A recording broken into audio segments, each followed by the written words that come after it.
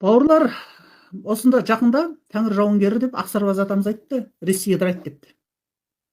Ол кісінің айтып жатқан сөздердің бәрі келіп жатыр. Ресей сөзсіз ыдырайды, ол аз уақыт қалды. Қазір біздің президент Қасым-Жомарт Кемелұлы Тоқаев Путинді алдаусыратып, халқын аман сақтайын деп, сен кереметсің деп арқасынан қағып отырды. Сен деген сұмдықсың, сен крутой жігітсің деп арқасынан ұрып отырды. Оны қазір алдап сулап 3-4 жыл өткізіп аламыз. Ресей сөзсіз ыдырайды. Сол кезде біздің Шыңғысхан үлкен аренаға шығады. Осы айтқан сөзім келеді, бауырлар. Шыңғысхан үлкен аренаға шығып, адамзаттың басын құрайтын жерұйықтық идеологияның бастауын ашады. Жерұйықтық идеологияның бастауын ашып, бүкіл әлемнің шамшырағы қазақ ұлты болады. Соған дайын болыңыздар, соған дайын болуымыз керек. Біз қазақтар адамзаттың шамшырағы болатын халықпыз.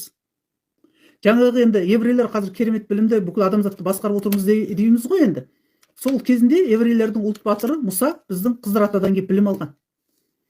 Біздің Қызыр деген, оны білмейміз, ол неше ғасыр бұрын онда ата болған, ол шында болған адам, тарихта болған адам, ол біздің тарихы жадымызда қалған. Сол кезде еврейлерге жол көрсетіп, білімнің бәрін сол кісі берген. Бүкіл білімнен біз айырылып қалып отырмыз. Қазір біздің санамызда қозғалыс, санамызда серпіліс, бекер біз шығып жатқан жоқпыз. Бізді Тәңірдің өзі алдыға сүйреп отыр. Сондықтан бір осы 4-5 жылдың көлемінде Шыңғысхан сияқты алып тұлға туып, қазақ елін сара жолға бастап, адамзаттың шамшырағы болатын әлемнің бірінші номерлі біз халқы боламыз.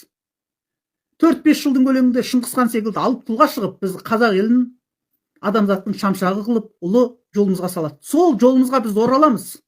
Ол сөзсіз. Осы сөзімді естеріңізге ұстаңыздар.